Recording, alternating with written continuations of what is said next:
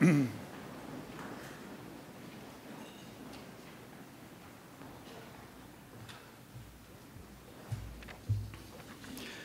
afternoon.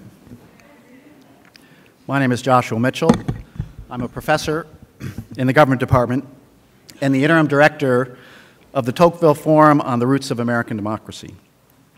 Our task is to bring to campus thinkers who seek to understand the great issues of our times against the backdrop of the history of political philosophy to which so many of us, first among them Father Schall, have dedicated their professional lives.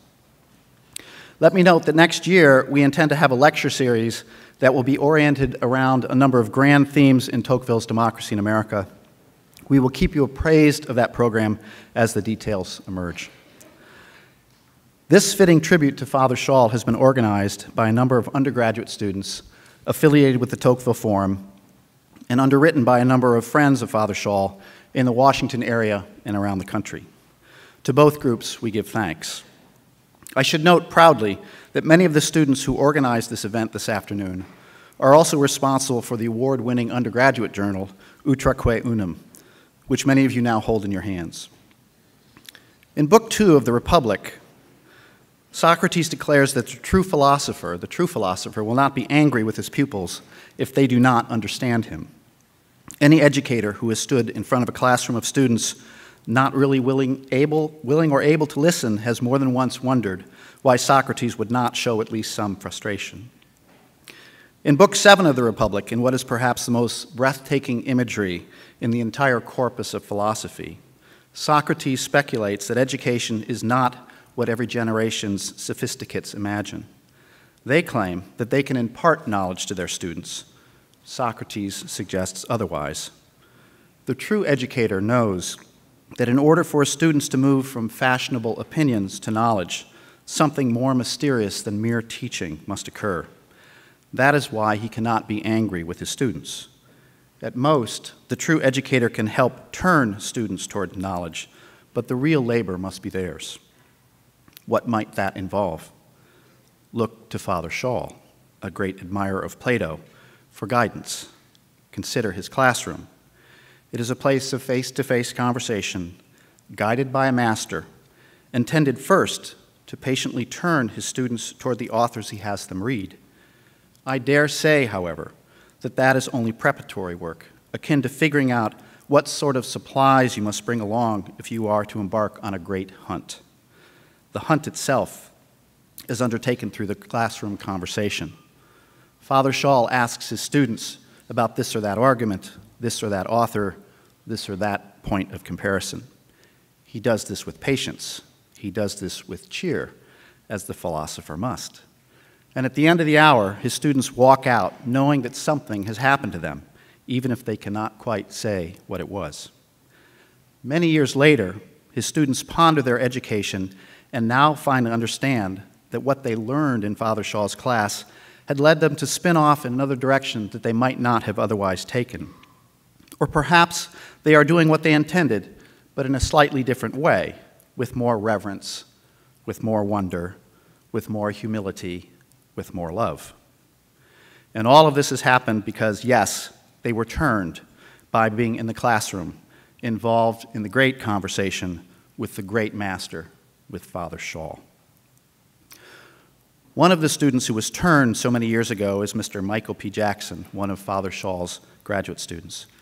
He received his undergraduate education from the University of Houston and graduated there in 1977. He wrote his dissertation under Professors Carey and Schall on Machiavelli and Strauss and graduated from Georgetown in 1985. He has gone on to become a successful businessman. In addition, he served as both Department Secretary of Homeland and Deputy Secretary of the Department of Transportation. While he will always be a student of Father Schall's, he is by now also a friend. Mr. Jackson.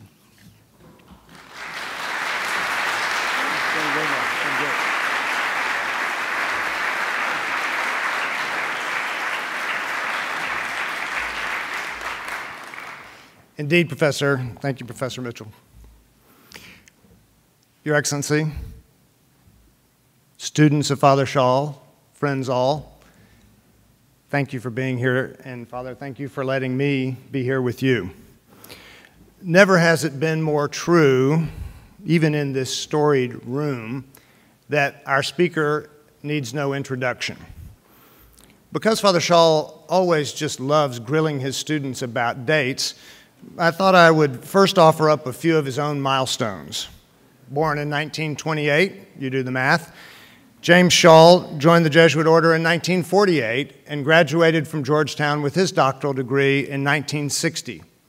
For the next a few years, he mostly taught in Rome and in San Francisco, arriving what was now almost exactly 35 years ago to take up his position as a professor in the Department of Government here at Georgetown. And since, he's been one of the most beloved professors in this great institution. The remarkable, witty, and marvelous Father Schall. He's many things: Jesuit priest, scholar, professor, gentleman, prodigious writer, mentor, and teacher of virtue. Borrowing from his standard routine, I would like to elaborate just a little bit with a few quotations from Father Schall, vintage Schall all, and this first one's from 2002. Learning, he says, is very often a question of whether someone has his soul in order, whether he can be attracted by what is. Great things will not be seen by those whose souls are not ordered. I did not say that first, Aristotle did, but I do not mind repeating it as if I were the first to discover it. That's Schall. That's Schall. The nucleus of Father Schall's extraordinary career as a scholar and teacher is a profound meditation on Athens and Jerusalem, reason and revelation, on political philosophy and the things that transcend political philosophy. Here is a concise summary of Schall's Thomism penned by him in 1996. Revelation, he says, I argue, leads to the completion and fulfillment of political philosophy, not in any necessary or artificial way, but as an intelligible response to valid questions posed by the discipline itself. Revelation is a gift. It does not arise from human sources. It's not something that could be demanded or commanded. It's a rational gift. Aquinas remains the key to the compatibility of reason and revelation. So says Schall. Father Schall's teaching about the enduring things is rooted in reason and in faith, in Aquinas, the Greeks, Chesterton, John Paul II, and in a legion of the works of many others. But that also is something, there is more than this. He is focused on the things that make us laugh and weep and cheer.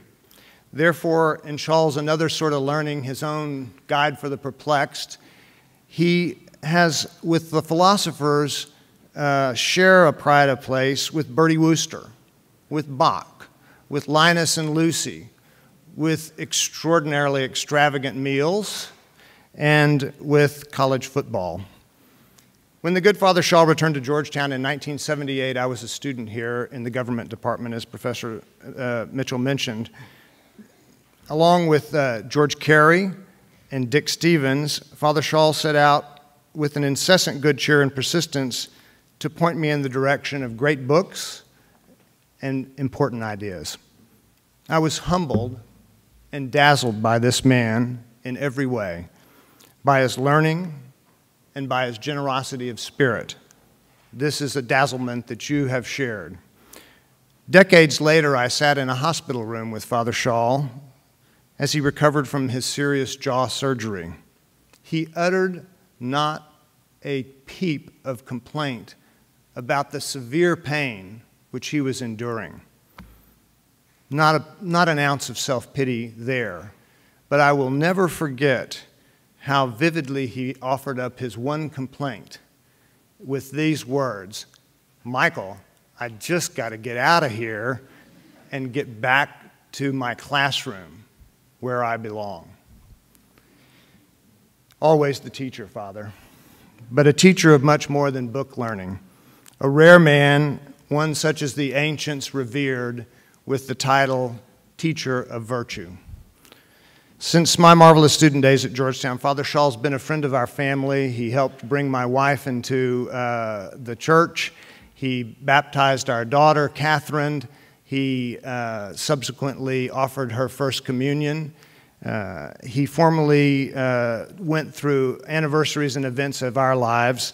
And last week he invited Catherine, now a high school senior, to come to Georgetown and attend one of his classes. Fittingly, it was a class on Plato's Republic.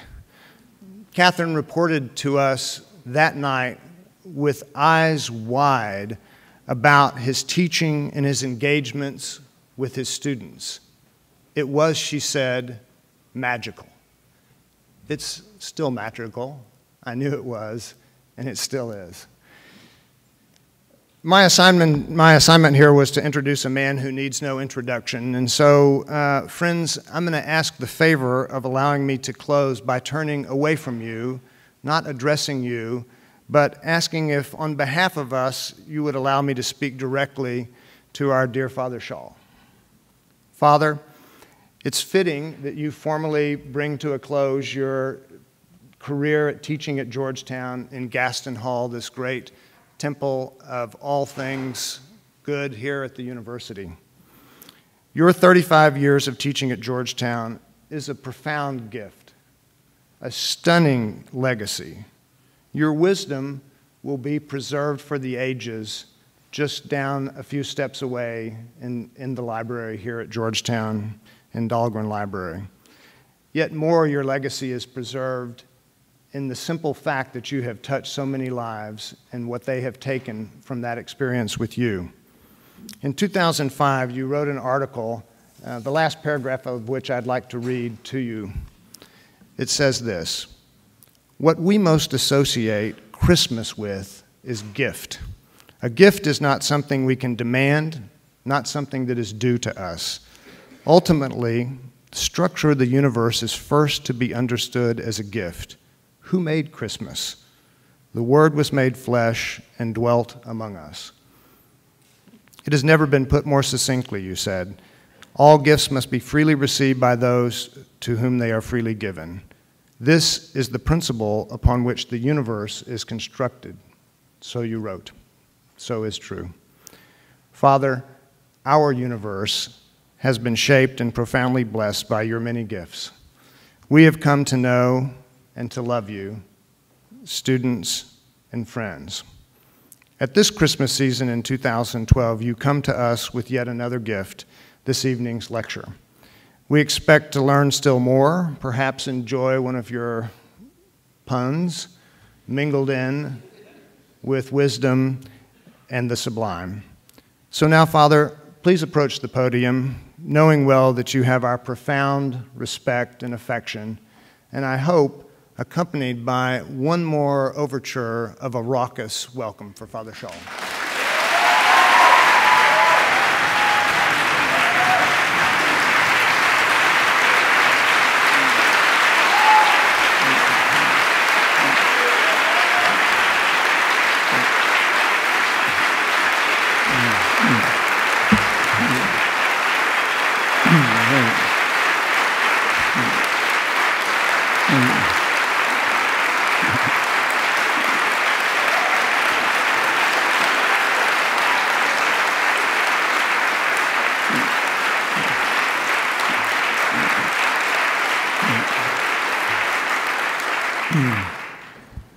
Well, thank you very much.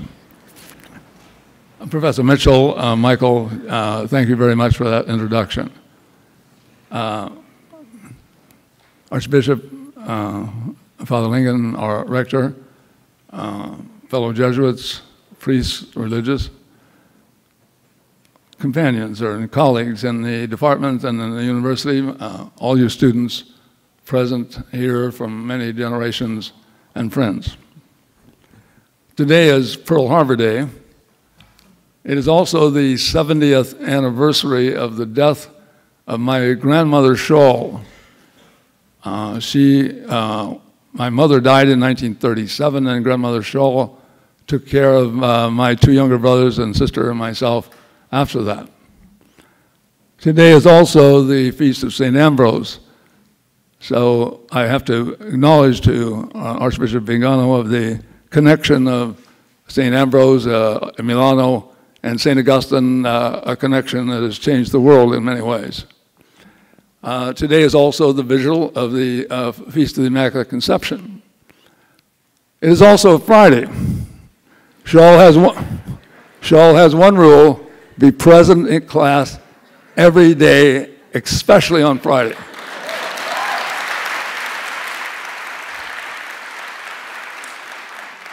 Now, I want you to know, this is the first time in my 34 years that there hasn't been an empty seat in the house. So I thank you. I think I should start by pointing to some sophomore in the sixth row back there and asking him when Aristotle died. The answer is 322 BC. Repeat after me. It's 322 BC. All right.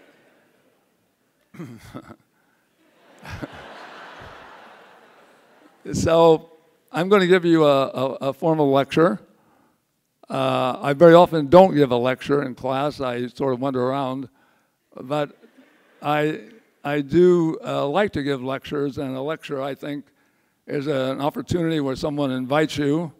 A lecture should be written and spoken and listened to. It should have a certain gravitas to it. And I always begin my lectures more or less with 2 or 3 quotations.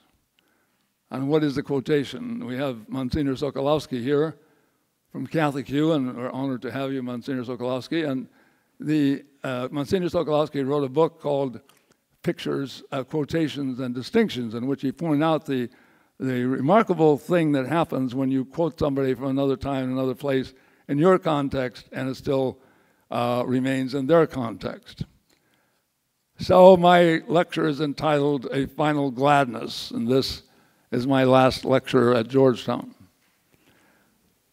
The first citation is from Belloc, from his 4 men. The 4 men were all Belloc. One of them was called Grizzlebeard, who was an old man. And he spoke these words on All Hallows Eve in 1902. This is what he said. Then each time I have remembered my boyhood, and each time I have been glad to come home. But I never found it to be a final gladness. The second quotation is from Friedrich Wilhelmsen, from an essay in a journal called Modern Age on great books in 1987. This is my nephew right here. My nephew's father and his brother were both students of Friedrich Wilhelmsen when he taught at the University of Santa Clara. This is what Wilhelmsen said. Every professor of philosophy who is worth his salt writes his own text, a text which is his course, whether he publishes it or not. The text exists in his notes or in his head. If he does not write down this text in one way or another, he is not a professor because he has nothing personal to say about the subject. And the last quotation is from, as you might guess, Samuel Johnson. Samuel Johnson is someone I quote like ad nauseam, one of the great figures in our literary tradition. And this is from the Rambler, it was his journal, on Saturday the 19th of June, 1751. And he said this: the folly of allowing ourselves to delay what we know cannot finally be escaped is one of the greatest weaknesses which, in spite of the instruction of moralists and the remonstrances of reason, prevail to a greater or lesser extent in every mind. So what I have, the themes, the seeds of what I have to say are in these 3 talks. three citations. Let me begin. On the occasion of my retiring after 34 years in Georgetown in the government department, to be invited by the students at Georgetown to deliver a last lecture is a distinct honor. Surely Gaston Hall is the most elegant venue of this kind in this capital city. Recently, I was invited to supper with students from several Latin American countries. As I did not know them all, we made a brief statement about ourselves. Near the end, a young lady from Mexico asked me the question that I suppose is in a last lecture anyone would ask himself, namely, what is it that you have to say? What have you learned from your students and your time here? And this question is but another form of Wilhelmsen's comment cited at the lecture's beginning, namely, what does a professor finally have to say about his subject, and yes, about what is, about being itself? To answer that question, I return to earlier studies. In 1957, the Thomist, the fine journal of the Dominican Fathers over at Catholic University, published an essay of mine entitled The Totality of Society, From Justice to Friendship. This essay reflected on Aquinas' penetrating insight into the central topic.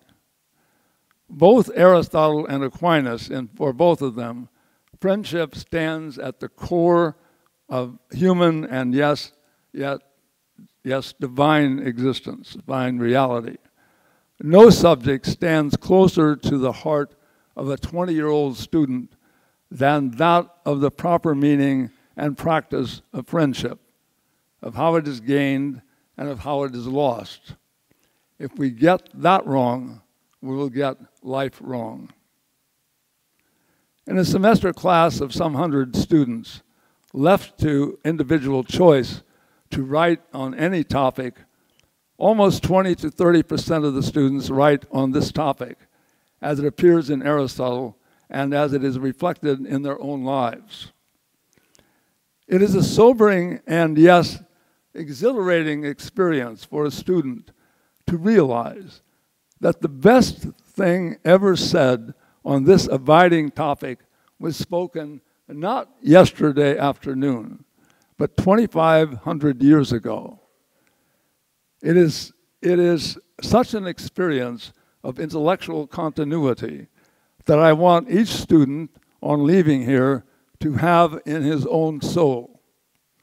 Real education is not about current events, as you've heard me say 1,000 times, or jobs, but about those permanent things of the human spirit, things found best for most of us in the obscure ancients like Plato and Aristotle and Thucydides, Cicero, St. John, Augustine, and Aquinas. At the conclusion of this essay on friendship, in confirmation of its argument, I cited from Chesterton's book on Dickens. This is one of the most greatest passages I have ever read. Its whimsical truth has come back to haunt me in various ways over the years. It contains something transcendent that I here bequeath to each of my students of whatever era. The passage from Chesterton reads as follows. The hour of absinthe is over. We shall not much further be troubled with the little artists who found Dickens too sane for their sorrows and too clean for their delights. But we have a long way to travel before we get back to what Dickens meant. And the passage is along a rambling English road, a twisting road such as Mr. Pickwick traveled. But here at least, in part, is part of what he meant. That comradeship and serious joy are not interludes in our travels, but rather that our travels are interludes in our comradeship and joy, which through God shall endure forever. The inn does not point to the road, but the road points to the end. And all roads point at last to an ultimate end, where we shall meet Dickens and all his characters. And when we drink again, it shall be from the great flagons at the tavern at the end of the world. The end of the quotation. I have never quite recovered from this passage. It was a graphic English image of how Isaiah 25 described the mountain of the Lord, and how Aquinas explained the meaning of the last entry of the Nicene Creed, that of vita aeterna, eternal life. In its own way, the passage is not unmindful of what Socrates hoped he would do after his death at the hands of the Athenians. That is, to converse with the gods and immortal friends. Truth exists in conversation, in the word. Both Socrates and Chesterton are ultimately, I think, about a final gladness, about the tavern at the end of the world. Now, my dissertation, completed here at Georgetown in 1960, was written under Heinrich Raman, who was a great man. It was entitled Immortality and the Foundations of Political Philosophy, a rather exalted title for a man my age at the time. Later, with some reflective completion, it was published by the Louisiana State University Press under the title Reason, Revelation, and the Foundations of Political Philosophy. The argument concerns the truth that Chesterton saw in Dickens, that Aristotle and Aquinas saw in friendship, of the New Testament passage in John that tells us that I no longer call you servants, but I call you friends.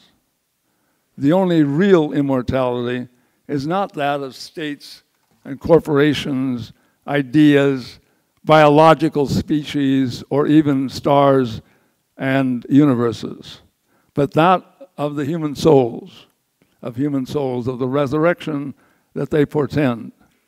What is hinted at in the philosophers is completed both in fact and in grace. Permit me to dwell briefly on the connection of man, cosmos, and the triune God. My first book was called Redeeming the Time in 1968. And it already emphasized the centrality of the revelation of the otherness of the persons within the Godhead. Unlike what Aristotle seemed to imply, that God was lonely, God as God, in fact, was not alone. Both Jew and Muslim, for their own good reasons, reject this understanding, this revelation that, I think, ultimately opens the final intelligibility of all things to us. God did not need to create the world because he needed someone to talk to, or to have friends, or because he needed or wanted our submission. Yet, personal love and friendship are of his inner divine essence, and as persons, ours also.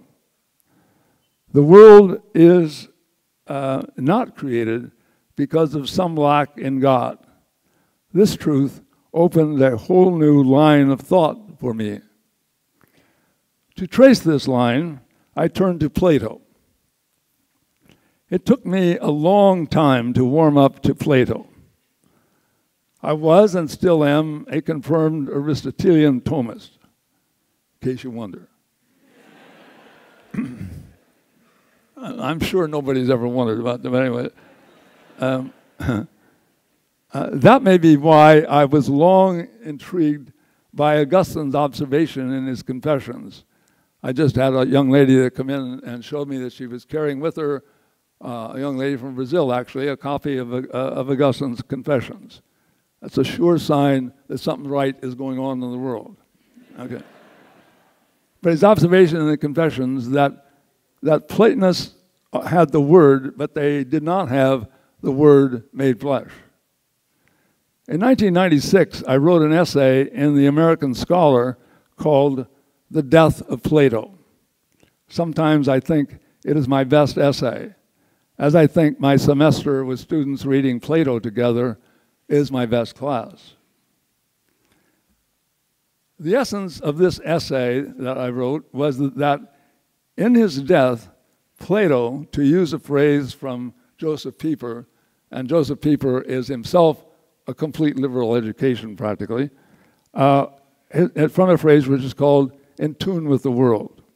That is, in some sense, it is all right to die, as Cicero taught us in his treatise on old age.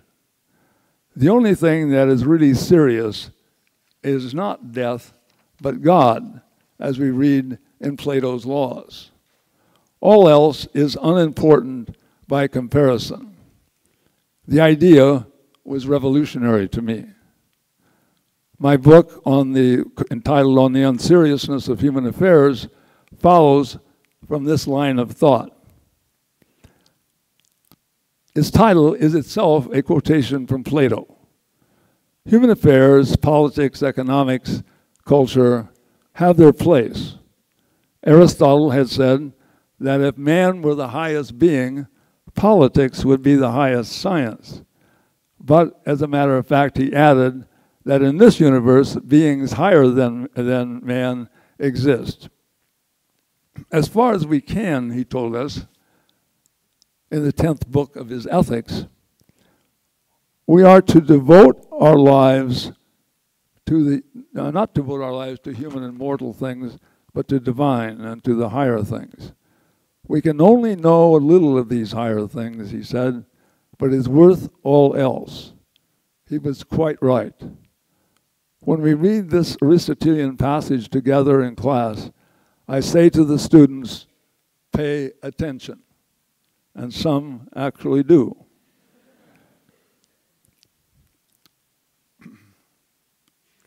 A Peanuts sequence records Charlie Brown's little sister Sally and her efforts to avoid going to kindergarten. Sally finally confesses to Lucy, actually, I'm sort of afraid to go to school. And Lucy looks on puzzled. And Sally explains, I hear they ask you a lot of questions. Is that true? So don't come to my classes. Is that true? And so Lucy explains, yes, I guess so. Why should it bother you? And as Lucy and Sally and Snoopy, who has been listening into this conversation, as they look straight ahead, Sally explains, there are certain things I'd just rather not have brought up. End of quote. Now, I have always considered Charles Schulz to be a major philosopher. I bring up this particular sequence, however, because it leads me to say some things about what has in fact been a major part of what I have done over the years. The 3 books of mine, Another Sort of Learning, A Student's Guide to Liberal Learning, and The Life of the Mind, have been devoted to the general issue of things not brought up in schools or universities. I sometimes bemusedly call this project How to Get an Education Even While You're Still in College. E.F. Schumacher's book, A Guide for the Perplexed, a great book, is a book I never fail to assign to students, as yet largely unaware of what they do not know. Its first chapter talks of going to Oxford, the greatest university, the greatest of universities, only to discover that what is really important in our lives was not much discussed there. Not everyone, unfortunately, realizes that something is lacking. My parallel experience to that of Schumacher took place not at Oxford, but in the army at Fort Belvoir in Virginia down the road. We did not have a lot to do in 1946. The war was over, so nobody was worried about getting shot. And I recall going into the Post Library, classified in the old Dewey Decimal System. I had been to a semester at the University of Santa Clara. I knew I needed to read something. And as a 19-year-old, I vividly recall looking at the shelves of the Post Library, and I realized that I did not know what to read. Where do I begin? Is it out of this youthful experience that I have always been full of books or essays to recommend, of advice to form and keep one's own library, of not of anything, but of books and essays that tell the truth, that wake us up, of those essays that put things together. As a result, I am not much of an advocate of great books, for as Wilhelmsen and Leo Strauss teach us, the great books, though we should read them, contradict each other. They can easily produce skeptics. There is a philosophia perennis that must come first. So I have, through writing, sought out students on any campus, including our own, who, after their hours in class, still realize that they do not know what to read, and do not know how things are, and do not know any truth. Next, I might ask, is there anything in your field in political philosophy that you have figured out? I approach this issue through the title of another one of my books, At the Limits of Political Philosophy. A politics without limits, something we are more and more, see more and more in our time and in the last in our country, I think, approaches this the status. So politics without limits approaches the status of a counter-religion, a claim to explain all things as if neither nature nor revelation existed. Now, through these years, I have been interested in the way Revelation addresses political philosophy. Notice that I say political philosophy and not philosophy. Not because I doubt that philosophy has a central place, but because I think it does. This is the theme of my book called Roman Catholic Political Philosophy. Now, philosophy in some basic sense, as Strauss taught, is dependent on politics. The politician always has the power to kill the philosopher. The lesson of reading the Apology and the Phaedo. The central political experience of our kind concerns the death of Socrates and Christ in legal trials in the best existing cities of their time. Must the city always kill the philosopher? It is not without significance, philosophers that they are, that both John Paul II and Benedict XVI have noted the similarity and differences between those two paradigmatic trials of Socrates and Christ. Plato finally asked whether any existing city could be found in which this deadly result would not happen. Only in a city in speech, he thought. Augustine took up this same question. Only in the city of God was his answer to Plato. If we do not know of these two cities, or the questions they answer, we will never understand politics in our own city. But what about revelation? Revelation, at least as Christians understand it, has an origin in the same source as reason. The two are related. They do not contradict each other. Revelation is intelligence directed to intelligence. Philosophy is the knowledge of the whole as it is open to the human reason.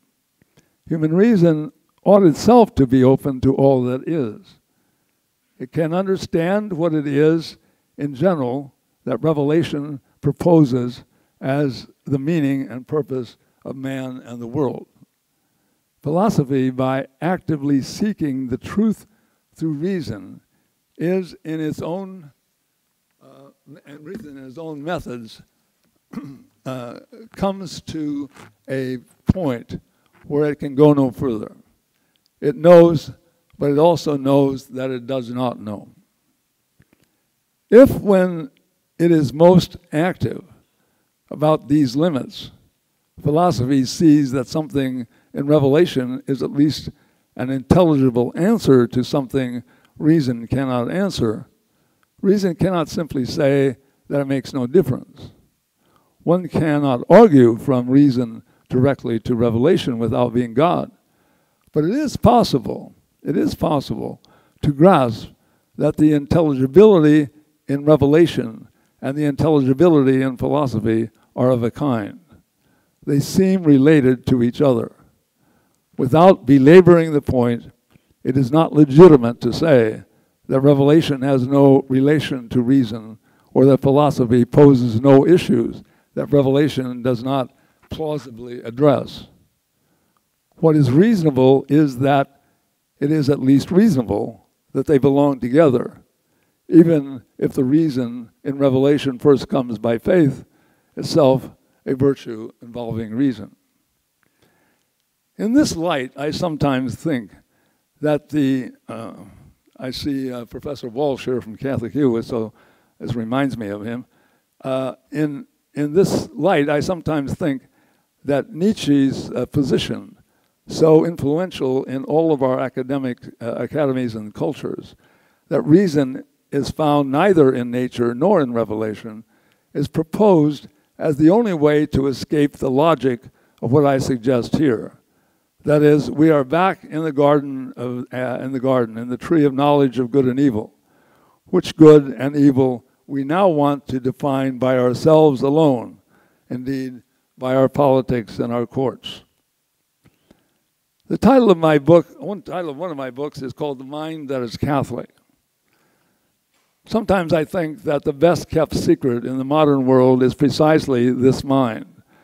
That is almost the last one that defends reason itself against its denial of itself, as John Paul II told us in Fides et Ratio. Nietzsche's skepticism was directed against the unpersuasive modern arguments that he knew did not persuade. So let me conclude with a word or two about my students. Both those here and those scattered throughout everywhere. These are the potential philosophers that we found in the streets of Athens and, yes, of Florence and of Washington. I have long been interested in the relation of sports and philosophy. I often remarked that the closest that the average young man ever comes to contemplation is watching a good game. True. I'm watching a good game. I've done it myself. I know it. Okay. So, in watching what need not exist, but does, in watching it for its own sake, Aristotle had already suggested this reaction. I cannot tell you how many students, men and women, over the years, who have told me that they always wondered why sports were said to be frivolous, while they themselves found them to be fascinating and to mean so much to them. Sports, in their own way, though not all that is, alert us to things that exist for their own sake, and hence to things that do not merely pass away. Samuel Johnson said that a man is fortunate if, as he gets older, which happens, he is surrounded by those much younger than himself. I have been more than blessed this way in my Georgetown years. A professor walks into a classroom every semester. The students are all 20-year-old potential philosophers. He is the only one present who grows old. The ones who were 20 when he first started to teaching are now 50. Sometimes they send cards. Sometimes they send their children here.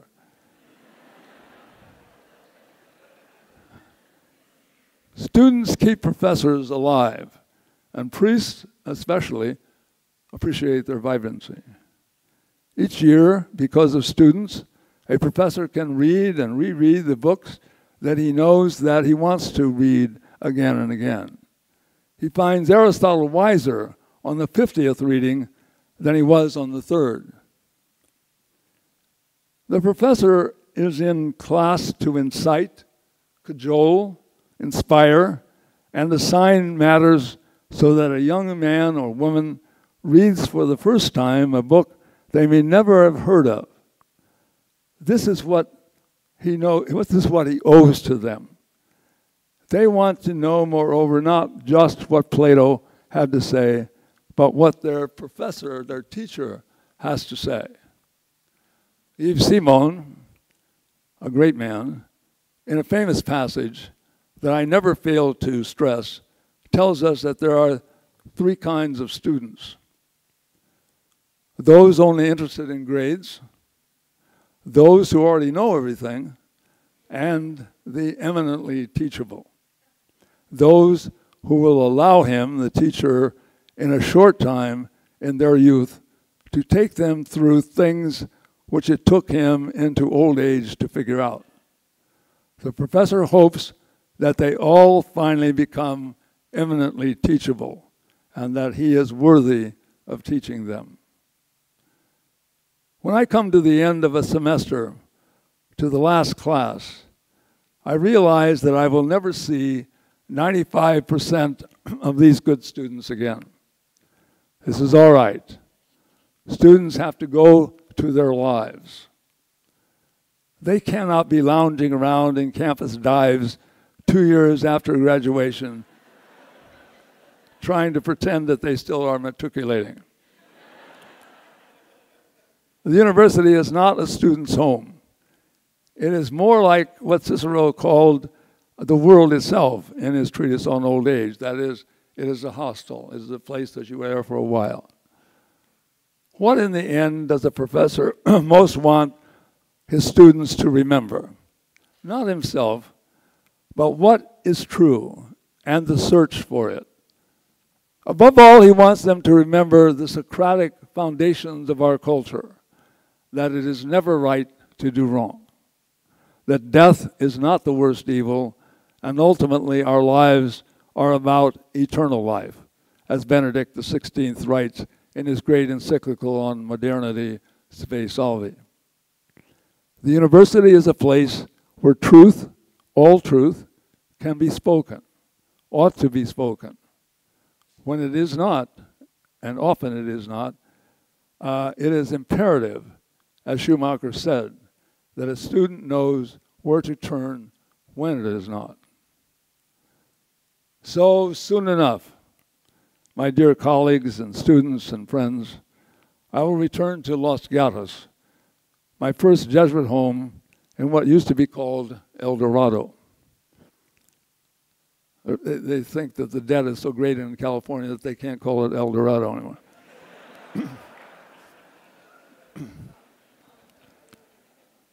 We're glad to return to houses in this world, as Belloc said. But we find that there is no final gladness. There's no final gladness there. That is not an admonition of despair, only a reminder to seek a final gladness where it can be found. In retiring, the words of Samuel Johnson cited at the beginning come back to me. It is folly to delay those things that cannot finally be escaped. To recall T.S. Eliot, in the end is our beginning. We shall not often meet again. We have here no lasting city, as St. Peter said in his epistle. And yet, it is quite clear that human life ultimately is about meeting again, about love and friendship and serious joy, about a final home.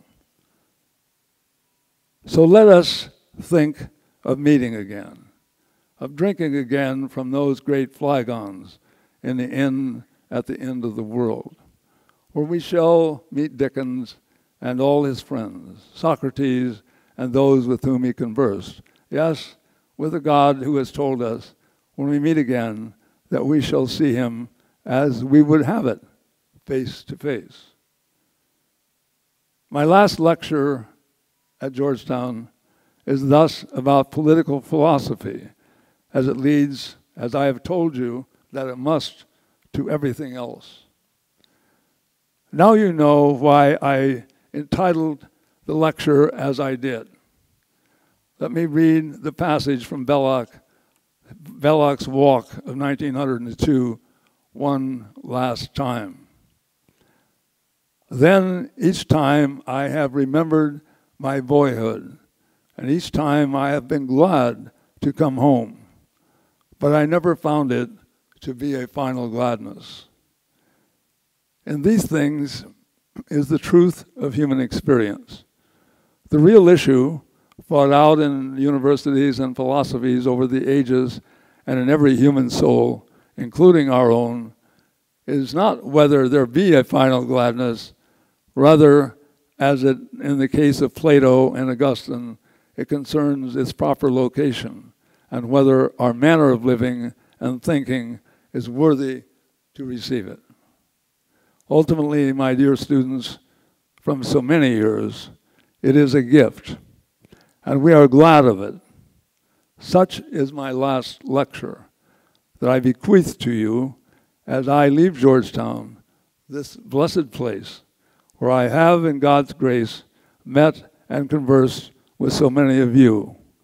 You all have my blessings and my gratitude. Thank you.